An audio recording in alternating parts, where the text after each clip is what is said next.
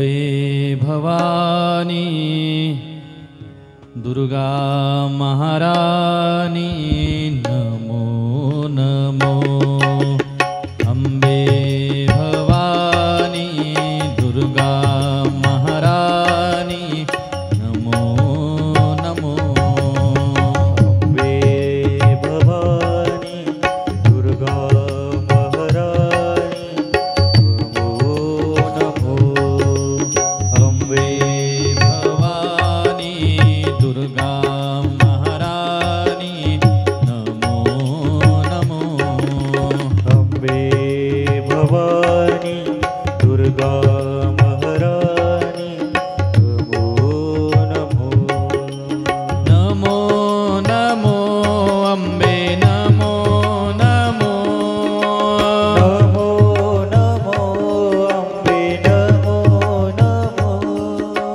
नमो नमो अम्बे नमो नमो। नमो नमो अम्बे नमो नमो। नमो नमो अम्बे नमो नमो। नमो नमो अम्बे नमो नमो। अम्बे भवानी दुर्गा महारानी नमो नमो। अम्बे भवानी दुर्गा महारानी नमो नमो। नमो नमो अम्बे नमो नमो। नमो नमो अम्बे नमो नमो। आनंदाने टाळी वाजवून साऱ्यांनी नामसंकीर्तन करायचं आहे. अम्बे नमो नमो। नमो नमो अम्बे नमो नमो। नमो नमो अम्बे नमो नमो। नमो नमो अम्बे नमो नमो। नमो नमो अम्बे नमो नमो। नमो नमो अम्बे नमो नमो। नमो नमो अम्बे नमो नमो। नमो नमो अम्बे नमो नमो। नमो नमो अम्बे नमो नमो। नमो नमो अम्बे नमो नमो। नमो नमो अम्बे नमो नमो। अम्बे भवानी दुर्गा महारानी नमो नमो। अम्बे भवानी दुर्गा महारानी नमो नमो। अम्बे भवानी दुर्गा महारानी नमो नमो। अम्बे भवानी दुर्गा महारानी नमो नमो। नमो नमो अम्बे नमो नमो। नमो नमो अम्बे नमो नमो। नमो नमो अम्बे नमो नमो।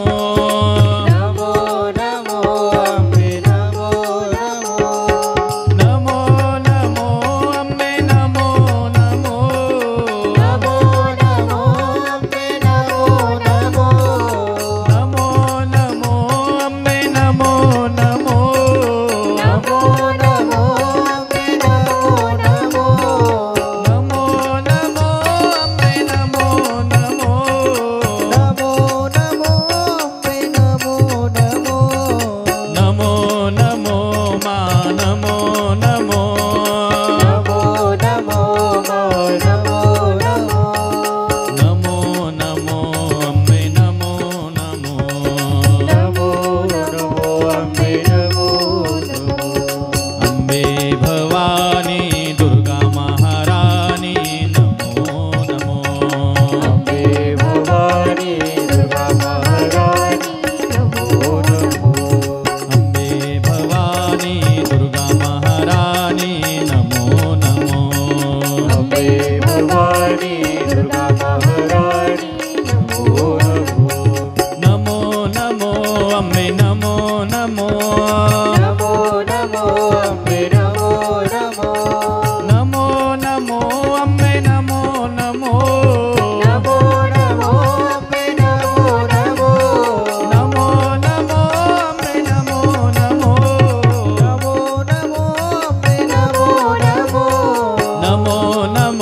मा नमो नमो नमो नमो मा नमो नमो नमो नमो अंबे नमो नमो नमो नमो अम्बे नमो नमो अंबे भवानी दुर्गा महारानी नमो नमो अम्बे भवानी दुर्गा महारानी नमो नमो अंबे नमो नमो अम्बे नमो नमो अंबे नमो नमो अम्बे नमो नमो अंबे नमो नमो अम्बे नमो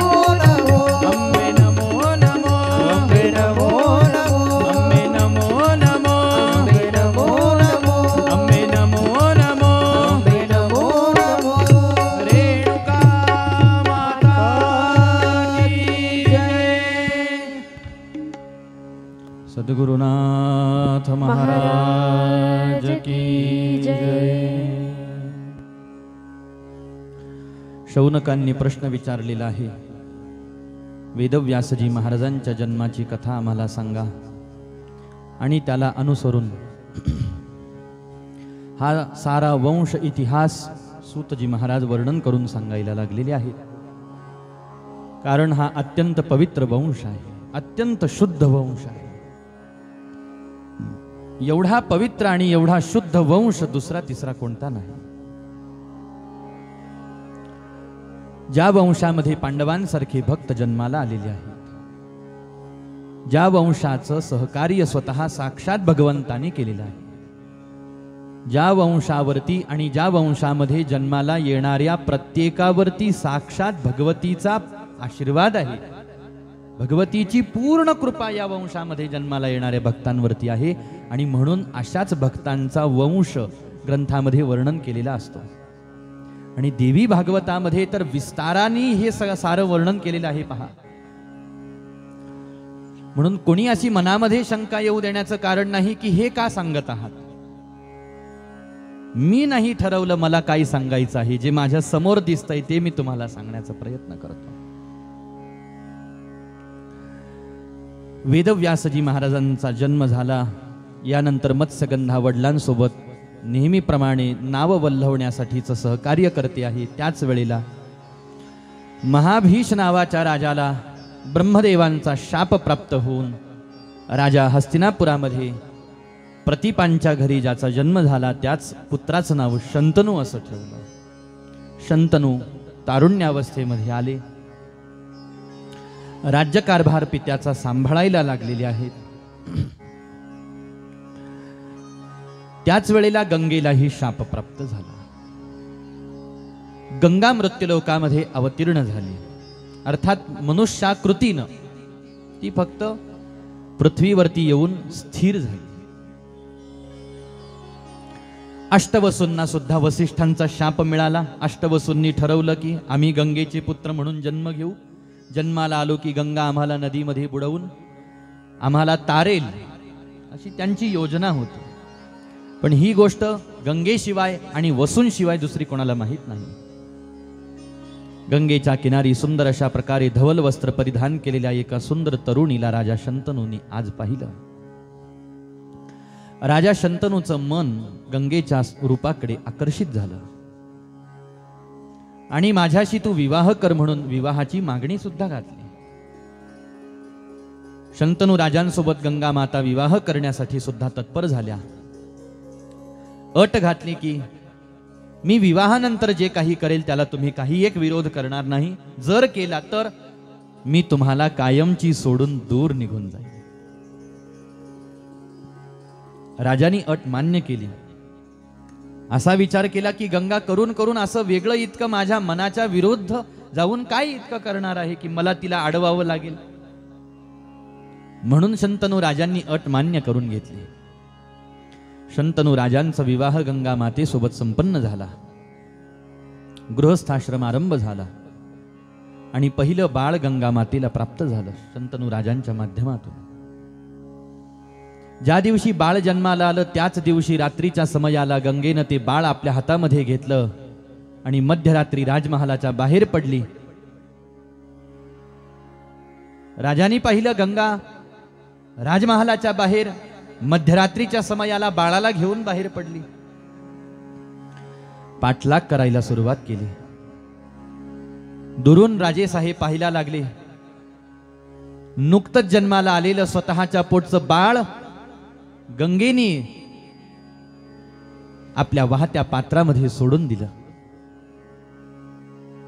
याचं गंगेला काही वाटलं नाही, पण शंतनू राजांना फार दुःख झालं की आपल्या पुत्राला हिनं गंगेमध्ये समर्पित करून टाकलेलं आहे, याची वेदना झाली. पण काहीच बोलले नाहीत किंवा बोलू शकले नाहीत. तू असं का केलं? दुसऱ्यांदा बाळ झालं, त्याही बाळाला तसंच गंगेच्या प्रवाहामध्ये तिनं वाहून टाकलं. राजाने ते सुद्धा सहन केलं. असं एकूण 7 लेकरं गंगेला झाली. त्या 7ही लेकरांना गंगेने आपल्या प्रवाहामध्ये प्रवाहित करून सोडलं. 8व्यांदा बाळ झालं आणि त्या 8व्या लेकराला आपल्या कडेवरती घेऊन कुशीमध्ये घेऊन गंगा आपल्या वाहणाऱ्या पात्राजवळ येऊन पोहोचलेली आहे. आणि 8व्या वेळेस मात्र ज्या वेळेला शंतनू राजे हे दृश्य पाहतात, त्यावेळेला राजा शंतनूंना राहावलं गेलं नाही.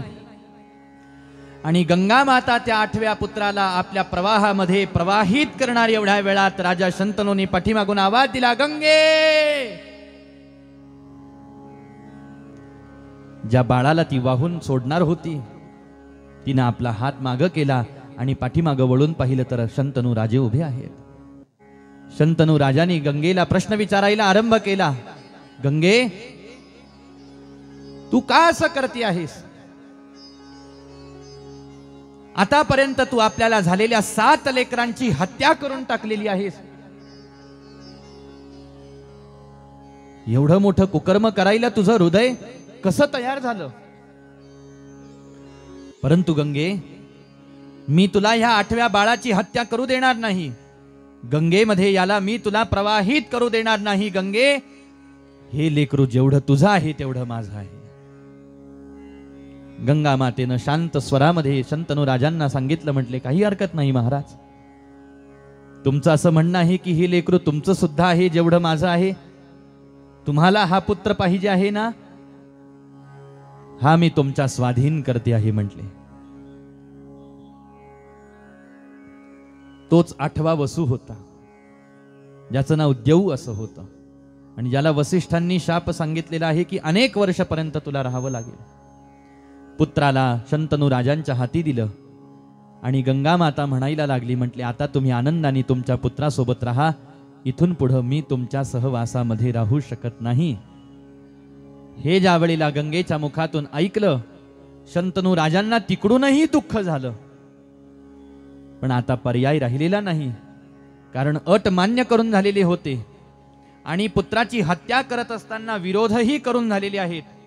नाईलाज झाला आणि गंगेला आपल्यापासून दूर जाऊ द्यावं लागलं शंतनू राजांना.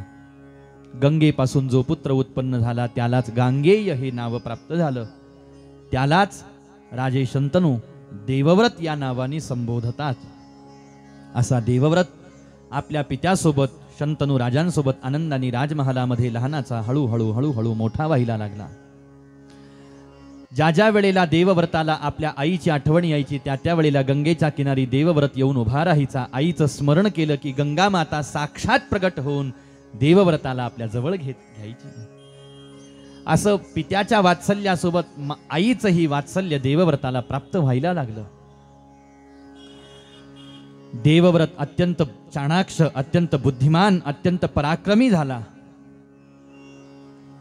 सर्व प्रकारच्या धनुर्विद्येमध्ये देवव्रत पारंगत झाला. साक्षात भगवान श्री परशुरामांकडून सर्व प्रकारची विद्या ही देवव्रताला प्राप्त झाली.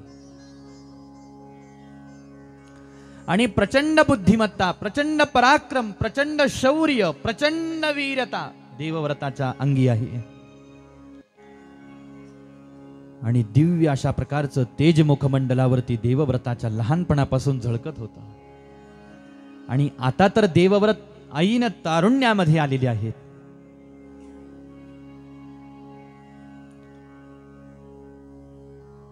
एक दिवस शंतनू राजे मृगया करण्यासाठी वनामध्ये आलेले आहेत.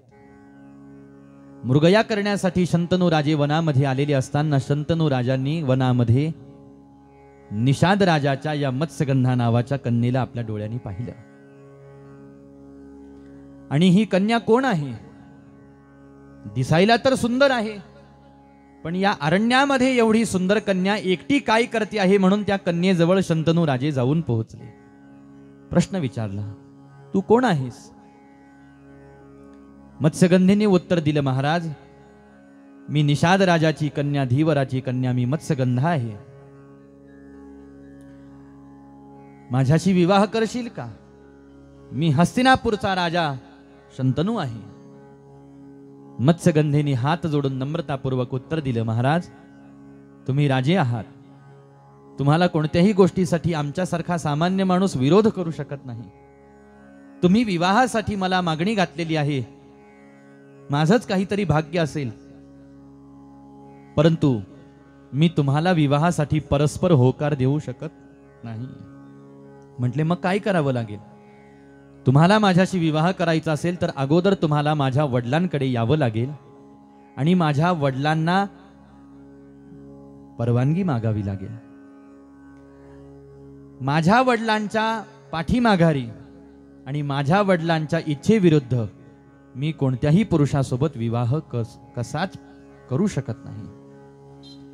शंतनू राजे तत्पर झाले आणि शंतनू राजे येऊन पोहोचले धीवराकडे, निषाद राजाच्या झोपडीमध्ये, कुटियेमध्ये. निषाद राजाच्या लक्षात आलं की हस्तिनापूरचे सम्राट महाराज शंतनू आज आपल्याकडे आलेले आहेत. महाराजांचं यथायोग्य प्रकारे आदरातिथ्य स्वागत सत्कार केला आणि शंतनू राजाने आपला भाव धीवराला वर्णन करून सांगितला. म्हटले, मला तुमची कन्या मत्स्यगंधा पसंत आहे, मी तुमच्या कन्येसोबत विवाह करू शकतो का? तुम्ही तुमच्या कन्येचं मला दान करताल का? धीवराने उत्तर दिलं, म्हटले, महाराज, माझ्यासारख्या सामान्याच्या घरामध्ये जन्माला आलेली कन्या जर का उद्या राजाची राणी होणार आहे तर कुणाला आनंद होणार नाही? कोणत्या पित्याला आनंद होणार नाही? परंतु तुमचा अगोदरच एक विवाह संपन्न झालेला आहे गंगेसोबत, आणि गंगेपासून तुम्हाला देवव्रत नावाचा सुद्धा एक पुत्र प्राप्त झालेला आहे, जो सध्या युवराज पदावरती अभिषिक्त आहे. उद्या चालून देवव्रतच तुमच्या नंतर तुमच्या राज्याचा उत्तराधिकारी होणार आहे.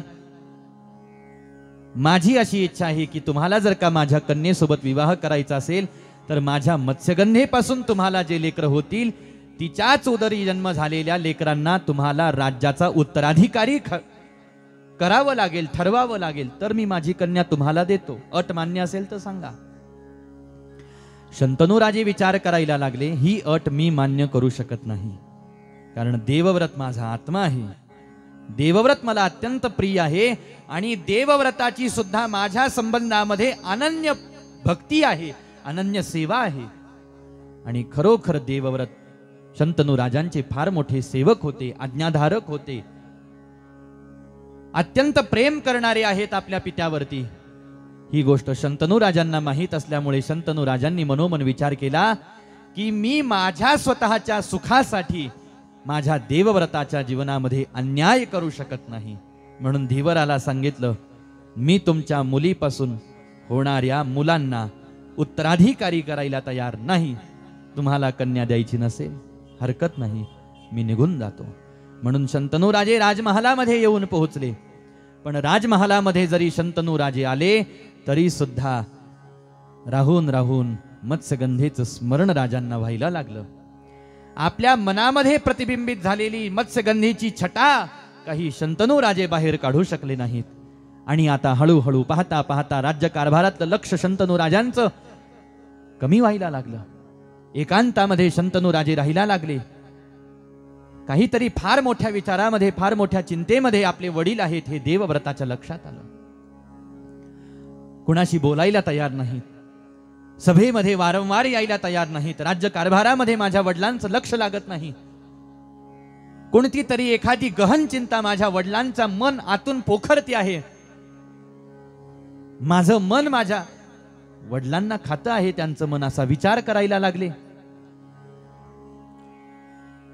वडिलांसमोर जाऊन अनेक वेळेला प्रश्न विचारण्याचा प्रयत्न सुद्धा केला देवव्रतांनी की बाबा काय झालेलं आहे तुम्हाला? कशाची चिंता करत आहात? कोणती गोष्ट तुमच्या मनाला खाती आहे मला सांगा. अहो, मी तुमचा परमप्रतापी पुत्र आहे. मी माझ्या जवळ असलेलं सारं सामर्थ्य, सारी शक्ती खर्च करून तुमची चिंता दूर करेल, तुमचं दुःख दूर करेल. एकदा मला तुम्ही सांगा, तुमच्या जीवनामध्ये काय अडचण आहे? परंतु शंतनू राजांकडून देवव्रतासमोर ही गोष्ट बोलल्या गेली नाही. संकोच वाटला, लज्जा वाटायला लागली. विवाह योग्य झालेल्या आपल्या पुत्रासमोर आपण आपल्या विवाहाची चर्चा कशी करायची? शंतनू राजांनी देवव्रताला उत्तर दिलं नाही. देवव्रताच्या लक्षात आलं की माझ्या वडिलांना माझ्याशी बोलायला संकोच होतो आहे. म्हणून विश्वासू मंत्रिमंडळ आपल्याकडे बोलावलं. मंत्र्यांना सांगितलं की जा, येन केन प्रकारे माझ्या वडिलांची कशी तरी मनधरणी करून काय चाललेलं आहे त्यांच्या मनामध्ये ते बाहेर काढा म्हटले, आणि मला सूचना करा. मंत्रीगण ज्या वेळेला शंतनू राजांकडे आले, प्रश्न विचारायला लागले. आणि आता मात्र शंतनू राजांनी घडलेला सारा प्रकार मंत्रीगणांना सांगितला. वनामध्ये मी त्या दिवशी शिकार करण्यासाठी गेलेलो असताना धीवराची कन्या मत्स्यगंधा मला पसंत आहे. तिच्याशी विवाह करायची माझी इच्छा आहे. पण धीवराने विवाहासाठी एक अट घातलेली आहे, जी अट मान्य करायला माझं अंतःकरण तयार होत नाही. अट काय आहे? की देवव्रताला राज्याचा उत्तराधिकारी न करता मत्स्यगंधेपासून होणाऱ्या पुत्रांनाच राज्याचा उत्तराधिकारी केलं जावं. ही गोष्ट ज्या वेळेला मंत्र्यांच्या माध्यमातून देवव्रताला लक्षात आली, त्यावेळेला आज देवव्रत मागचा पुढचा काही विचार न करता घोड्यावरती विराजमान झाला. आणि ज्या वनामध्ये धीवर राहतो आहे त्या गंगेच्या किनारी देवव्रत येऊन पोहोचला. धीवराने पाहिलं की आज हस्तिनापूरचे राजकुमार युवराज देवव्रत आपल्या पर्णकुटीमध्ये आलेले आहेत. स्वागत केलं, सत्कार केला. प्रश्न विचारला, कसं येणं झालं युवराज? देवव्रताने सांगितलं, म्हटले माझे वडील या ठिकाणावरती आले होते. तुमच्या मुलीच्या विवाहासाठी सुद्धा मागणी घातलेली आहे, पण तुम्ही मुलीचं कन्येचं दान करायला तयार नाहीत. म्हटले का? सांगितलं, माझी इच्छा आहे की माझ्या मुलीच्या मुलांनीच उत्तराधिकारी व्हावं.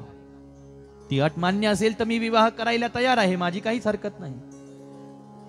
पण माझा एक सल्ला आहे तुम्हाला. म्हटले काय?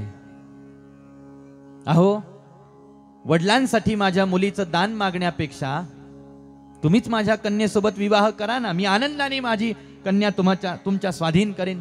तुम्ही माझ्या कन्येचे पती व्हा. आणि देवव्रतानी विलक्षण उत्तर दिलं धीवराला, मी तुमच्या कन्येसोबत विवाह करू शकत नाही, कारण माझ्या वडिलांची तुमच्या कन्येसोबत विवाह करायची इच्छा झालेली आहे. आणि ज्या क्षणाला त्यांनी पत्नी म्हणून तिच्याकडे पाहण्याचा विचार केला, त्याच क्षणाला ती माझी माता झालेली आहे. किती मोठा आदर्श आहे महाराजा! किती विलक्षण धर्माचं ज्ञान आहे, किती विलक्षण धर्माचं पालन आहे. आणि धीवरही विचार करायला लागला. ऐन तारुण्यामध्ये आलेले आहे, ज्यांचं विवाहाचं वय झालेलं आहे, मत्स्यगंधेसारखी कन्या दान करायला धीवर तयार आहे. पण देवव्रत म्हणतो, मला तुमच्या कन्येमध्ये रस नाही, मला माझ्या पित्याला फक्त सुखाचं दान करायचं आहे. ती माझी माते समान आहे, आईसारखी आहे. मी नाही करणार म्हटले विवाह. तुम्हाला दान करायचे असेल तर माझ्या पित्याला तुम्ही कन्या दान करा. म्हटले अट मान्य करणार आहात का? त्यावेळेला देवव्रतांनी अट मान्य केली. म्हटले काही हरकत नाही, मी देवव्रत ही प्रतिज्ञा घेतो आहे की मी आजीवन हस्तिनापूरच्या राजगादीचा दास म्हणून जीवन जगेन, पण राजगादीचा स्वीकार करणार नाही. धीवराचं समाधान झालं नाही. धीवर म्हणायला लागला, उद्या चालून तुमचा एखाद्या कन्येशी विवाह होईल, तुम्ही राजगादी सोडली, पण तुमचे लेकर बलवान जन्माला आले आणि त्यांनी जर का पुन्हा राजगादीसाठी हट्ट केला तर. आणि हे वाक्य धीवराच्या मुखातलं ऐकल्याबरोबर देवव्रतांनी अत्यंत भीषण अशा प्रकारची प्रतिज्ञा या प्रसंगामध्ये घेतली की हे धीवरा, माझे पुत्र पुढे चालून जर का राज्याचा भाग किंवा हक्क मागतील असं जर तुम्हाला भय असेल तर मी प्रतिज्ञा घेतो की मी माझ्या पित्याच्या सुखासाठी आजीवन ब्रह्मचारी राहीन, विवाह करणार नाही. परंतु माझ्या पित्याला तुमच्या कन्येचं तुम्ही दान करा. किती मोठा पितृभक्तीचा आदर्श आहे, किती आपल्या वडिलांना सुख प्राप्त व्हावं याचा किती गंभीरतेने विचार आहे। या कलियुगामध्ये ज्या ठिकाणावरती लेकरांनी आपल्याला एका शब्दाने प्रेमाने बोलावं याच्यासाठी माता पिता आतुरलेले असतात, ज्यांना आपण अत्यंत प्रेमाने लहानाचं मोठं केलं, खाऊ पिऊ घातलं, त्यांचे सगळे लाड पुरवले, त्यांचे सर्व प्रकारचे हट्ट पुरवले। अनेक माता पिता आपली ऐपत नसताना सुद्धा लेकरांना नाना प्रकारच्या गोष्टी देत आले, लहानाचं मोठं करत आले। आणि ज्या वेळेला आपण सक्षम होतो त्यावेळेला आपल्याच उदरी जन्माला आलेली संतती जर का माता पित्याला प्रेमाने दोन शब्द बोलत नसेल तर ती संतती घरामध्ये जन्माला येण्यापेक्षा पती पत्नी निपुत्रिक राहिले असते तर बरं झालं असतं, असा विद्वानांचा विचार आहे। संततीसाठी नुसता हट्ट करून उपयोग नाही महाराज। समाजामध्ये ज्या वेळेला पाहिलं जातं त्यावेळेला संततीसाठी सगळे हट्ट करतात। विवाह झाला लगेच लेकरू झालं पाहिजे, संतती झाली पाहिजे, वंश वाढला पाहिजे। पण तो वंश कशा प्रकारचा जन्माला आला पाहिजे, ती संतती कशा प्रकारची जन्माला आली पाहिजे, कशा प्रकारची घडली पाहिजे, याचा विचार फार कमी माता पिता करत असताना दिसतात। आम्हाला आमच्या लेकरांनी प्रेमाने बोलावं, आमचा सांभाळ करावा अशी अपेक्षा प्रत्येक माता पित्याची असते आणि ती अपेक्षा रास्त आहे। कारण निसर्गाचं चक्रच तसं आहे महाराज। लेकरांचा सांभाळ आई वडील करतात, ज्या वेळेला लेकरं मोठे होतात त्यावेळेला आई वडील म्हातारे होतात। आता त्यांचा सांभाळ लेकरांनी करायचा असतो, म्हणजे त्यांनी जो आपला सांभाळ केला त्याची परतफेड करायची असते, सेवा करायची असते। याच्यामध्ये अजून एक सूक्ष्म दर्शन आहे। तुम्ही आम्हाला सांभाळलं म्हणून आम्ही तुम्हाला सांभाळतो, या उपकार भावनेतून आई वडिलांची सेवा कधी कोणत्या लेकरांनी करायची नाही असं धर्मशास्त्र सांगतं। आई वडिलांची सेवा कशी करायची? आई वडिलांमुळे मी हे जग उपभोगू शकतो आहे ही भावना मनामध्ये धारण करून त्यांची अनन्य भावाने सेवा करणं हा माझा धर्म आहे म्हणून सेवा करायला पाहिजे। त्यांची सेवा करणं हेच माझं परम कर्तव्य मानून सेवा करायला पाहिजे। नसता काही काही लेकरं बऱ्याच वेळेला बोलून जातात, तुम्ही आमच्यासाठी काही केलं, मग आम्ही तुमच्यासाठी काही का करावं? तर याचं सरळ उत्तर आहे महाराज, त्या माता पित्यांनी आपल्याला जन्माला घातलं हेच सगळ्यात मोठे उपकार आहेत। आईनं 9 महिने आपल्याला उदरामध्ये लहानाचं मोठं केलं, वाढवलं, बाळांपणाचे कष्ट सहन करून जन्म प्रदान केला, हेच फार मोठे उपकार आहेत। अत्यंत वात्सल्याने अत्यंत प्रेमाने आपल्याला कर्त सवर्त केलं, हे काय कमी आहे की अजून काहीतरी करायला पाहिजे होतं ही अपेक्षा असते? नाही महाराज। आणि मग सांभाळ करावा अशी जरी रास्त अपेक्षा अनेक साऱ्याच माता पित्यांची असली तरी सुद्धा संगोपनाला फार महत्व आहे, संस्कारांना फार महत्व आहे। आपण काही संस्कार देतो, आपण कसं संगोपन करतो, आपण काही शिक्षा देतो, या सगळ्या गोष्टींना महत्व आहे। शंतनू राजांच्या घरामध्ये देवव्रतासारखा पितृसेवक जन्माला आलेला आहे, हे फार मोठं शंतनू राजांचं भाग्य होतं। आज ही प्रतिज्ञा देवव्रतांनी माझ्यासाठी घेतलेली आहे हे ज्या वेळेला शंतनू राजांच्या लक्षात आलं, शंतनू राजांना दुःखही झालं। माझं तर जीवन आता संपत आलेलं आहे, फार थोडं जीवन राहिलं, पिकलं पान आहे देवव्रता, आज ना उद्या गळून पडणार आहे। अरे पण तुझं सारं जीवन, तुझं सारं भविष्य अजून बाकी आहे आणि तू माझ्या या सुखासाठी आपल्या समस्त जीवनभराच्या सुखाचा परित्याग केलास। पण याच पितृभावातून, याच पितृसेवेतून प्रसन्न झाले शंतनू राजे आणि देवव्रताला या भीषण प्रतिज्ञेला अनुसरूनच भीष्म हे नाव प्राप्त झालं। असे भीष्म जे जीवनभर आपल्या प्रतिज्ञा पालनासाठी आजही प्रसिद्ध आहेत। एखाद्याने प्रतिज्ञा घेतली किंवा घेण्याचा विचार केला तर ती प्रतिज्ञा कशी असायला पाहिजे, तर आज उदाहरण दिलं जातं की ती भीष्म प्रतिज्ञा असली पाहिजे। याचा अर्थ काय आहे की प्रतिज्ञा पालन करायचं असेल तर ते पितामह भीष्माचार्यांसारखं करावं। की एक वेळेला जीवनामध्ये एक प्रतिज्ञा घेतली महाराज तर ती पुन्हा प्रतिज्ञा मोडायची नाही. जसं प्रभू रामचंद्र प्रतिज्ञा पालनासाठी प्रसिद्ध आहे तसं देवव्रताचं चरित्र, तसं पितामह भीष्माचार्यांचं चरित्र. आणि इथून पुढे त्यांना भीष्म हे संबोधन प्राप्त झालं आणि वर प्रदान झाला की भीष्मा मी तुला वर देतो की तुझ्या इच्छेशिवाय काळ तुला घेण्यासाठी येऊ शकणार नाही. इच्छा मृत्यूचं वरदान प्राप्त झालं. शंतनू राजांचा मत्स्यगंधेसोबत विवाह संपन्न झाला आणि मत्स्यगंधा हस्तिनापूरची साम्राज्ञी झाली, महाराणी झाली. आणि विवाहानंतर मत्स्यगंधेचं नाव बदललं गेलं आणि नाव ठेवलं गेलं सत्यवती. सत्यवती पासून शंतनू राजांना 2 पुत्र प्राप्त झालेले आहेत. एकाचं नाव आहे विचित्रवीर्य आणि एकाचं नाव आहे चित्रांगद. हे दोघंही जण अल्पायुषी ठरले. ज्या वेळेला विचित्रवीर्य आणि चित्रांगदाचा जन्म झाला त्याच वेळेला थोड्याच कालावधीमध्ये अचानक एकाएक शंतनू राजांचा मृत्यू झाला. आता सत्यवती माता आणि पितामह भीष्माचार्य विचित्रवीर्य आणि चित्रांगदाचं परिपालन करायला लागले. पाहता पाहता विचित्रवीर्य आणि चित्रांगद तारुण्यावस्थेमध्ये आले. दोघांच्या विवाहाची चिंता सत्यवती मातेला लागलेली आहे. आणि भीष्माचार्यांजवळ आपला विचार सत्यवती मातेनं प्रगट केला की हे पुत्रा, हे भीष्मा, माझ्या विचित्रवीर्य आणि चित्रांगदांसाठी एखादी कन्या तू शोधून आण. आणि त्याच वेळेला भीष्माचार्यांच्या कानावरती वार्ता आली की काशी नरेशांनी आपल्या 3 कन्यांचं स्वयंवर काशी नगरीमध्ये आयोजित केलेलं आहे, ज्यामध्ये एकीचं नाव आहे अंबिका, दुसरीचं नाव आहे अंबालिका आणि तिसरीचं नाव आहे अंबा. अंबा, अंबिका आणि अंबालिका अशा ह्या 3 जणी होत्या. या 3घींचं स्वयंवर या ठिकाणावरती आयोजित झालेलं आहे.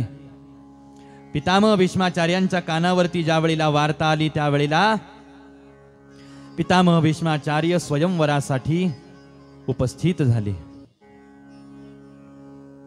ज्या वेळेला पितामह भीष्माचार्यांना सभेमध्ये आलेलं पाहिलं त्यावेळेला स्वयंवरासाठी उपस्थित झालेले सगळे राजे महाराजे एक पाऊल मागे सरकले. कारण भीष्मांना आलेलं पाहिलं, लक्षात आलं की आता भीष्म या ठिकाणावरती आलेले आहेत तर आता हे स्वयंवर त्यांच्याशिवाय दुसरं कोणी जिंकू शकत नाही. निर्णय पक्का, हे आले म्हणजे कन्येला हेच घेऊन जाणार. पण पितामह भीष्माचार्य स्वयंवरामध्ये स्वतःसाठी भाग घ्यायला आलेच नव्हते. पितामह भीष्माचार्य आले आणि काशी नरेशाकडून या 3ही कन्या आपल्या सोबत रथावरती बसवून हस्तिनापुरामध्ये घेऊन आले. आता सगळ्या राजे लोकांनी या प्रसंगामध्ये जराशी चिकित्सा केली की ज्यांना विवाह करायचा ते स्वयंवराचा पण पूर्ण करण्यासाठी तर काही येऊ शकले नाहीत, कारण शौर्य जरासं कमी होते. पण पितामह भीष्माचार्यांनी त्या कन्या उचलून नेल्या. परंतु हस्तिनापूर एवढं महान साम्राज्य होतं की त्याच्या विरोधामध्ये कोणाला काही बोलता आलं नाही. सगळे भयभीत होते. परंतु विधीपूर्वक पाणीग्रहण आता या 3ही कन्यांचं विचित्रवीर्य आणि चित्रांगदांनी करावं अशी इच्छा पितामह भीष्माचार्यांची झाली. 3घींनाही हस्तिनापुरामध्ये आणून पोहोचवलं. सत्यवती मातेला अत्यंत आनंद झाला. परंतु याच्यामधली एक कन्या आहे जिचं शाल्व नावाच्या राजावरती प्रेम झालेलं आहे. ही मात्र विचित्रवीर्य आणि चित्रांगदासोबत विवाह करायला तयार झाली नाही. ही गोष्ट पितामह भीष्माचार्यांच्या लक्षात आली. त्यांनी सांगितलं, ठीक आहे, तुला यांच्यासोबत विवाह करायची इच्छा नाही. तुझं म्हणणं आहे की तुझं प्रेम विवाहाच्या अगोदरपासूनच शाल्व राजावरती आहे. मी तुला मुक्त करतो, जा. तिला आनंद झाला. बरं झालं, यांनी माझ्या मनासारखं केलं. ती शाल्व राजाकडे येऊन पोहोचली. परंतु शाल्व राजाला विनंती केली की आता तुम्ही माझा अंगीकार करू शकता, मी तुमची धर्मपत्नी होण्यासाठी तयार आहे. शाल्व राजाने सांगितलं, म्हटले, खबरदार, आता मी तुला माझी पत्नी करणार नाही, कारण तुझं अपहरण पितामह भीष्माचार्यांनी केलेलं आहे. तू परराज्यामध्ये दुसऱ्याच्या घरी जाऊन वापस आलेली आहे. मी तुझा अंगीकार करणार नाही. हे ज्या वेळेला तिनं श्रवण केलं महाराज, त्यावेळेला तिचं मन अत्यंत व्यथित झालं आणि तिनं आपला देह समर्पित करण्याचा, आत्महत्या करण्याचा विचार या प्रसंगामध्ये केला. पण करत असताना एक प्रतिज्ञा घेतली की हे पितामह भीष्माचार्य, तुमच्या या कृत्यामुळे माझ्या जीवनामध्ये हे आज दुःख पाहावं लागतं, हे नसता मी आनंदामध्ये होते, सुखामध्ये होते. पण यापुढं मी जो जन्म घेईन त्या जन्मामध्ये तुमच्या मृत्यूचं कारण म्हणून जन्म घेईन. आणि तिनं आपला देह संपवून टाकला. इकडं विचित्रवीर्य आणि चित्रांगदाचा विवाह सोहळा संपन्नही झाला. आता वंश कसा वाढतो याच्याकडे सत्यवती मातेचं लक्ष होतं. विवाह झाला, आता वंश वृद्धिंगत झाला पाहिजे. पण अनेक दिवस झाले, अनेक वर्ष झाले विचित्रवीर्य चित्रांगदाचा विवाह होऊन, पण दोघांनाही, दोन्ही राण्यांपासून एकीलाही संतती होऊ शकली नाही. आणि यांना संतती होण्याच्या आत यांच्या अल्पायुष्याच्या प्रभावामुळे विचित्रवीर्य आणि चित्रांगदाचा सुद्धा एकाएकी मृत्यू झाला. आता राज्यकारभार सांभाळायला राजाच राहिला नाही.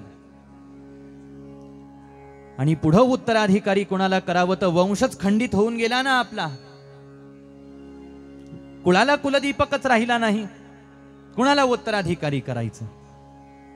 जोपर्यंत या हस्तिनापुराला राजा प्राप्त होत नाही तोपर्यंत कार्यकारी राजे म्हणून पितामह भीष्माचार्य राज्यकारभार सांभाळायला लागले. सत्यवती माता आपल्या अधिपत्याखाली राज्य सांभाळायला लागलेले आहेत. आणि ज्यावेळेला एवढे सगळे संकट, एवढ्या सगळ्या विपदा आपल्या जीवनामध्ये येत असताना सत्यवती माता पाहायला लागली, त्यावेळेला अवलोकन करते आहे आपल्या जीवनाचं.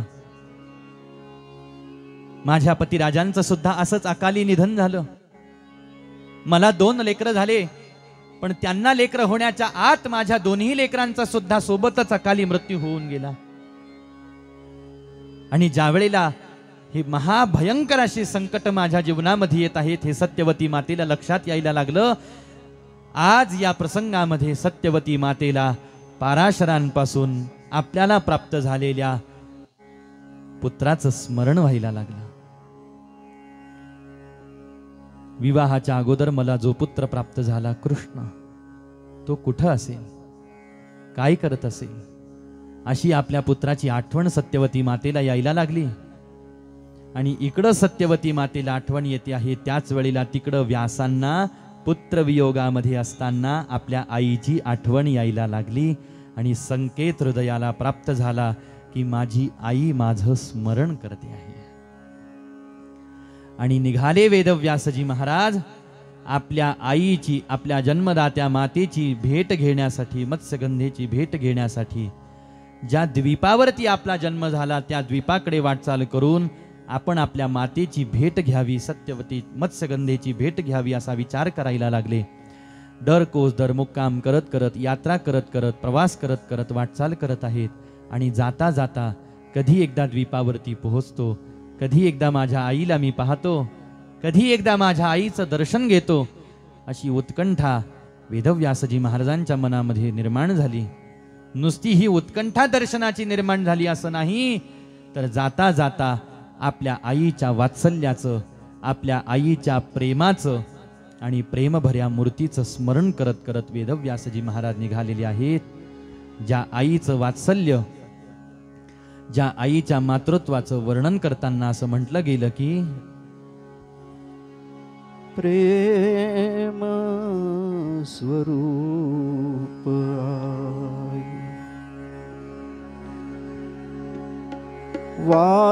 वात्सल्य सिंधू आई,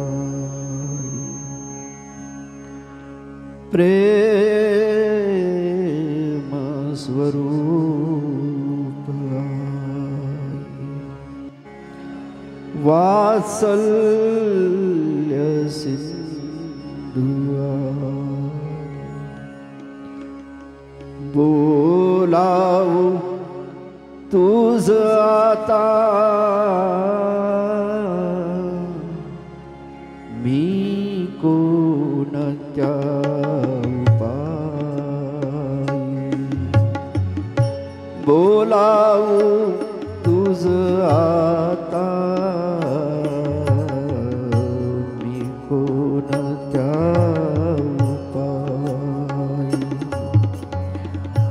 बोलावू तुझ आता मी कोणत्या उपाय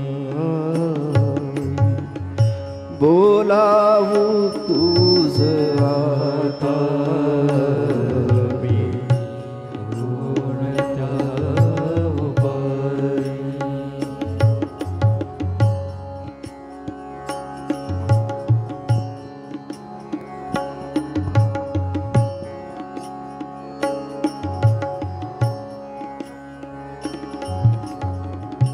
नाही जगात झाली आबाळ या जीवाची नाही जगात झाली आबाळ या जीवाची तुझी उणीव चित्ती आई तरीही जाची चित्ती तुझी स्मरेना काहीच रूप रेखा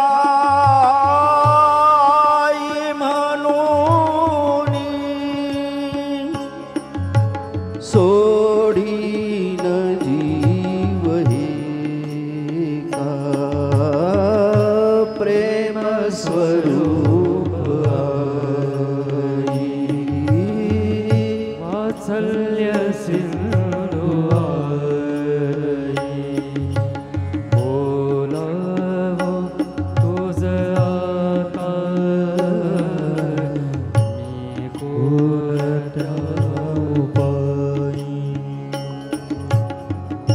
ही भूक पोरक्याची होईन शांत आई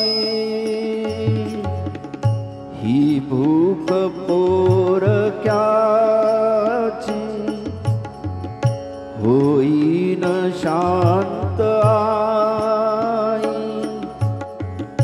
पाहोनिया तुझ्या वात्सल्य लोचना वाटे इथोनी जावे तुझ्या पुढे निजावे नेत्री तुझ्या हसावे चित्ती तुझ्या ठसावे प्रेम स्वरूप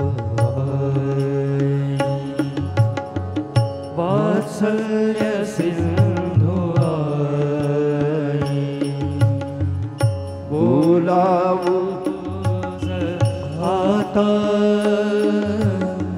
मी कोणत्या उपाय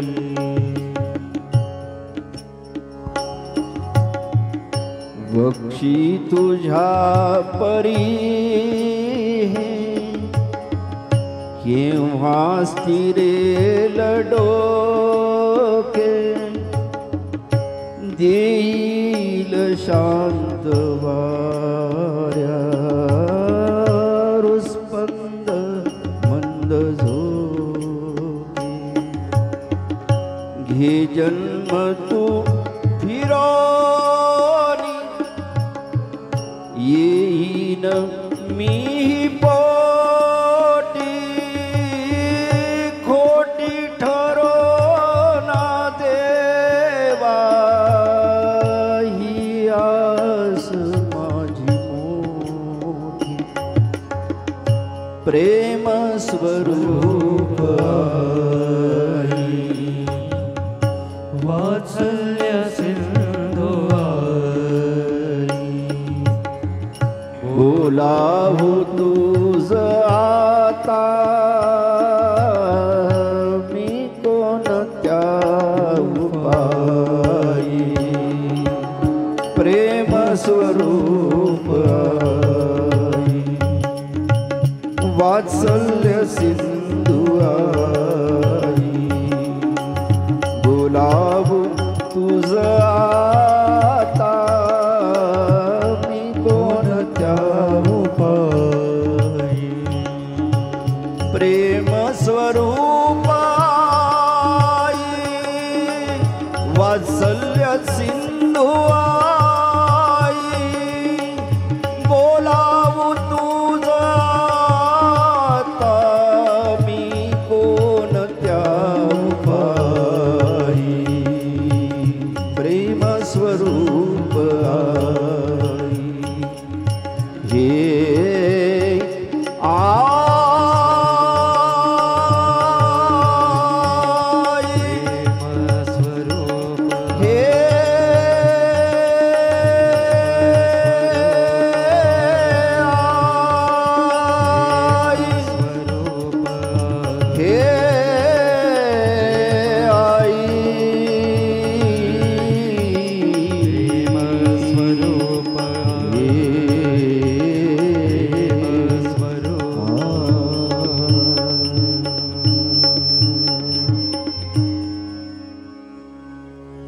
आपल्या आईच्या मातृत्वाचं स्मरण करत करत वेदव्यासजी महाराज सुद्धा त्या द्वीपापर्यंत आले, ज्या द्वीपावरती आपण जन्माला आलेलो आहोत. त्या पर्णकुटीमध्ये जाऊन पोहोचले जिथं निषादराज राहतो आहे, जिथं धीवर राहत आहेत, म्हणजे आपले आजोबा, आपल्या आईचे वडील. पर्णकुटीमध्ये जाऊन डोकावतात तर काय, पर्णकुटीमध्ये एक बाज टाकलेली आहे आणि त्या बाजेवरती वयोवृद्ध शरीर होऊन पडलेले धीवर पाहिले, ज्यांच्या डोळ्याची शक्ती कमी झालेली आहे. जवळ जाऊन प्रश्न विचारला, सावध केलं. आजोबा, जसाच आवाज कानावरती आला, आपल्या डोळ्यांनी पाहण्याचा प्रयत्न करायला लागले की कोणाचा आवाज आहे. धीर गंभीर अशा प्रकारचा आवाज वाटतो आहे. या अगोदर असा आवाज आपण कधी ऐकला नाही, पण जवळचा वाटतो आहे. कोण आहे असा प्रश्न विचारला. त्यावेळेला उत्तर प्राप्त झालं, मी मत्स्यगंधा मातेचा पुत्र कृष्ण आहे. जसंच हे धीवराने ऐकलं, धीवराला अचानक स्मरण झालं आणि स्वतःचं शरीर बाजेवरती उठवण्याचा प्रयत्न करायला लागले. थरथर त्या हाताने वेदव्यासजी महाराजांच्या मुखमंडलावरून हात फिरवला. कृष्णा, कसा आहेस?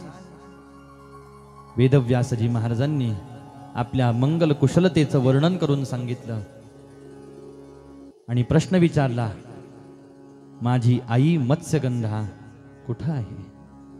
त्यावेळेला धीवराने सांगितलं, म्हटले, बेटा, तुझी माता मत्स्यगंधा नाही, आता हस्तिनापूरची साम्राज्ञी म्हणून, सत्यवती म्हणून तिला सारा समाज ओळखतो आहे. हस्तिनापूरच्या राजमहालामध्ये ती निवास करते आहे.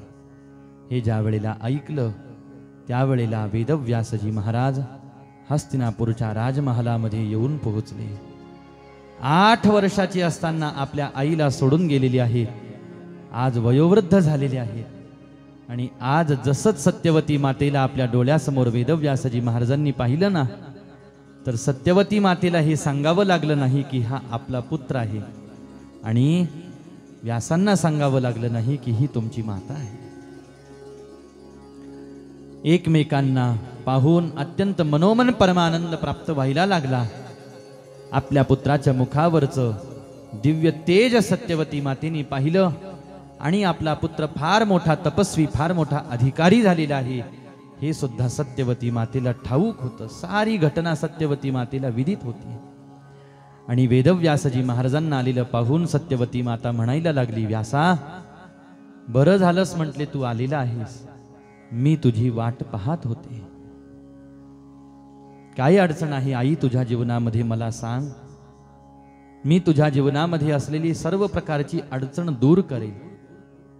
मी तप करू शकलो, मी ज्ञान संपादन करू शकलो, याला कारण तू मला हा देह दान केलेला आहेस. आणि मी कमवलेलं तप, मी मिळवलेलं ज्ञान जर का तुझ्या सेवेमध्ये मी उपयोगामध्ये आणलं नाही तर माझ्या तपाला अर्थ राहणार नाही, माझ्या ज्ञानाला अर्थ राहणार नाही. काय तुझी आज्ञा आहे माझ्यासाठी, मी तुझी काय सेवा करू मला सांग. आणि आता मात्र सत्यवती मातेने घडलेला सारा प्रकार वेदव्यासजी महाराजांना वर्णन करून सांगितला. पितामह भीष्माचार्यांनी यथा योग्य रीतीनं वेदव्यासजी महाराजांचं पूजन केलं, सत्कार केला, आदरातिथ्य केला. आपल्या पुत्रांचं अकाली निधन झालेलं आहे आणि आता आपला वंश खंडित झालेला आहे. पण हा वंश पुढे वाटचाल करत राहावा अशी माझी इच्छा आहे आणि त्याच्यासाठी आता तुझ्या तपाच्या सामर्थ्याची मला गरज आहे आणि हीच माझी इच्छा आहे. काही हरकत नाही म्हटले, आई मी तुझा वंश खंडित होऊ देणार नाही. म्हटले, ज्या वेळेला मी ध्यान कक्षामध्ये ध्यान करण्यासाठी बसलेलो असेल त्यावेळेला तुझ्या सुनांना माझ्या नमस्कारासाठी तू पाठव. जी ज्येष्ठ सून आहे, पुत्रवधू आहे, तिला ध्यान कक्षामध्ये ज्या वेळेला वेदव्यासजी महाराजांच्या दर्शनासाठी पाठवलं गेलं त्यावेळेला तिनं वेदव्यासजी महाराजांचं ते दिव्य प्रखर तेज आपल्या डोळ्यांनी पाहिलं आणि पाहता क्षणी ते तेज तिला असह्य झालं आणि तिनं आपले डोळे बंद करून घेतले. दुसरी राणी गेलेली आहे, पुत्रवधू, दुसरी पुत्रवधू नमस्कारासाठी गेली. तिनंही ते तेज पाहिलं, पण ती आपल्या डोळ्यांनी जरी ते तेज पाहू शकली तरी सुद्धा तिच्या शरीराला मात्र ते तेज आणि त्याचा प्रभाव हा काही सहन झाला नाही. जणू काही अग्नीनं एखाद्याचं शरीर पोळलं जावं अशा पद्धतीनं तिचं शरीर तप्त झालं. या दोन्ही राण्यांपासून एक एक पुत्र जन्माला आलेले आहेत. ज्येष्ठ राणीपासून, पुत्रवधूपासून जो पुत्र जन्माला आला तो जन्मतःच अंध जन्माला आला. त्याचंच नाव धृतराष्ट्र असं ठेवलं गेलं. पांढरा फटक जणू काही चेहरा पडला. दुसरी जी पुत्रवधू आहे तिच्यापासून जो पुत्र प्राप्त झाला हा पंडुरवर्णाचा जन्माला आला म्हणून त्याचं नाव पांडू असं ठेवलं गेलं. हे दोन्ही लेकरं जराशी विकृत जन्माला आले असं लक्षात आलं. आणि मग आता अजून एखादी उत्तम संतती आपल्याला प्राप्त झाली पाहिजे असा विचार आला. आणि त्यावेळेला राजमहालामध्ये एक दासी विचरण करते आहे. त्या दासीनं वेदव्यासजी महाराजांचा कृपा प्रसाद तपसामर्थ्याचं तेज आपल्यामध्ये सामावून घेतलं. त्यावेळेला त्या दासीपासून एक अत्यंत महान अशा प्रकारचा तेजस्वी पुत्र जन्माला आला आणि त्यांचंच नाव महात्मा विदूर असं ठेवलं गेलं, जे पुढं चालून हस्तिनापूरचे महामंत्री झालेले आहेत. हळूहळू धृतराष्ट्र आणि पंडूराजे सुद्धा मोठे झाले, धनुर्विद्येमध्ये पारंगत झाले आणि दोघांचाही यथायोग्य समयाला विवाह संपन्न झाला. गांधार नरेशाची कन्या गांधारी हिच्या सोबत धृतराष्ट्राचा विवाह संपन्न झाला आणि कुंतीभोज राजाची कन्या कुंती हिच्या सोबत पंडूराजांचा विवाह संपन्न झाला. याच पंडूराजांचा विवाह मद्र देशाची राजकन्या माद्री हिच्या सोबत संपन्न झाला. अशा पंडूराजांना 2 धर्मपत्न्या वर्णन केल्या गेल्या. यानंतर धृतराष्ट्रापासून 100 पुत्र प्राप्त झाल्याचं वर्णन आहे, ज्यांना आपण कौरव असं म्हणतो. इकडे धृतराष्ट्र अंध जन्माला आला.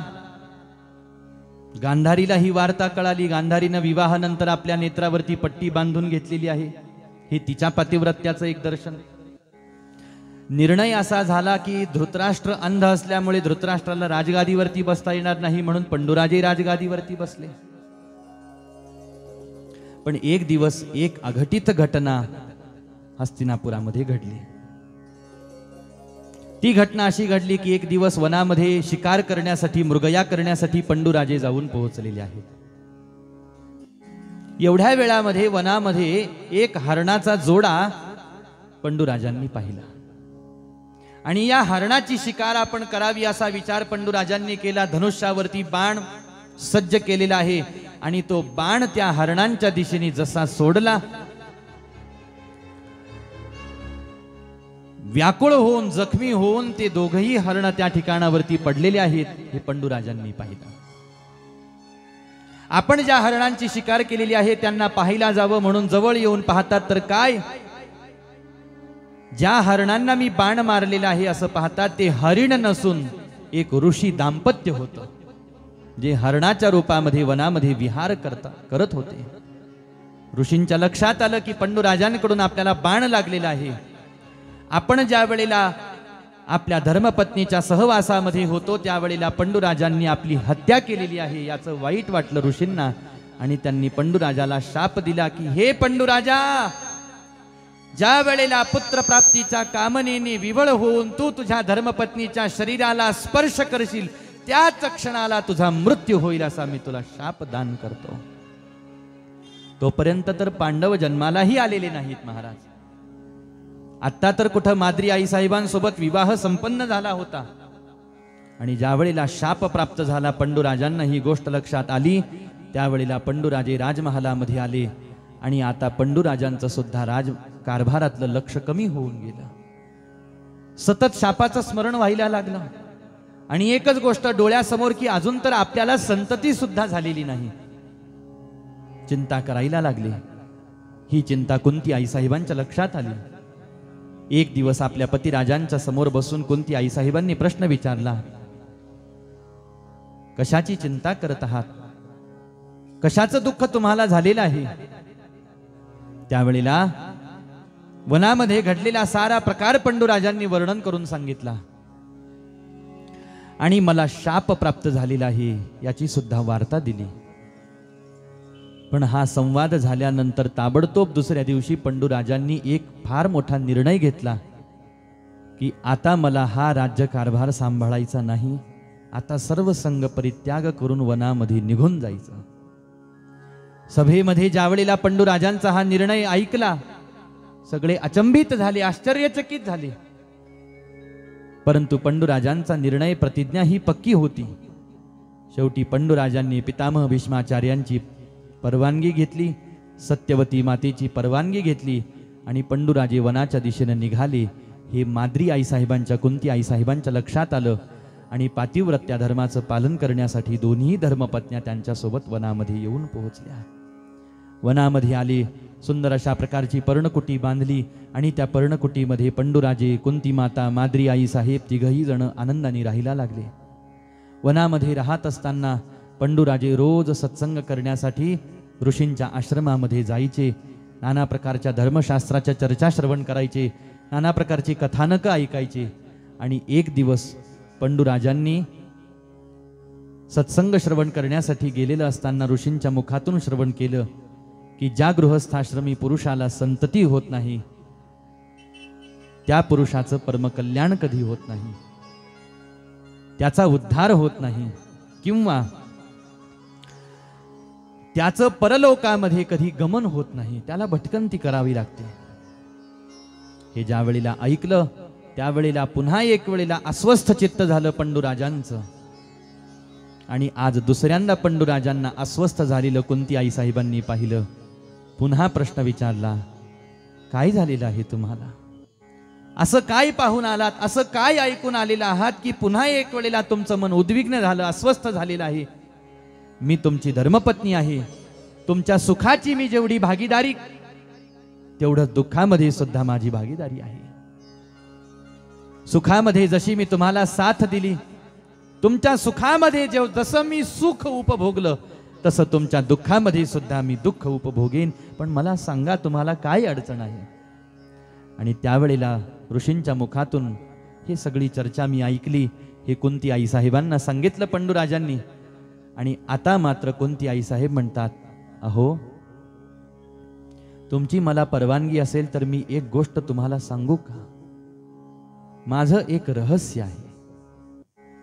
म्हटले काय रहस्य आहे. त्यावेळेला कुंती आई साहेब सांगायला लागल्या की ज्यावेळेला मी लहान होते, कौमारी अवस्थेमध्ये ज्यावेळेला मी होते त्यावेळेला दुर्वासा ऋषींचं आगमन आमच्या राजमहालामध्ये झालं.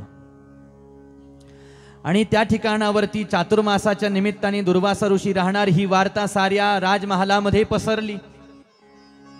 आता अतिथी आलेले आहेत, अभ्यागत आलेले आहेत, ऋषी आलेले आहेत, यांची सेवा आपल्याकडून घडली पाहिजे.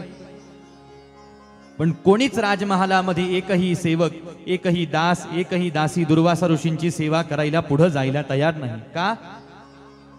कारण दुर्वासा ऋषी हे महान क्रोधी आहेत. त्यांच्या सेवेमध्ये जरासं इकडचं तिकडं काही झालं, थोडीफार चूक झाली तर आपल्याला शापही देतील, आपला प्राणही जाईल, अशी सगळ्यांना भीती. म्हणून कोणी दुर्वासा ऋषींची सेवा करायला पुढे आलं नाही. आणि त्यावेळेला मात्र छोटीशी कुंती ऋषींची सेवा करण्यासाठी पुढे आली. आणि अनेक महिनेपर्यंत कुंती आई साहेबांनी दुर्वासा ऋषींची अत्यंत मनोभावे सेवा केली. कुंती आई साहेबांची सेवा पाहून ऋषी कुंती आई साहेबांवरती प्रसन्न झाले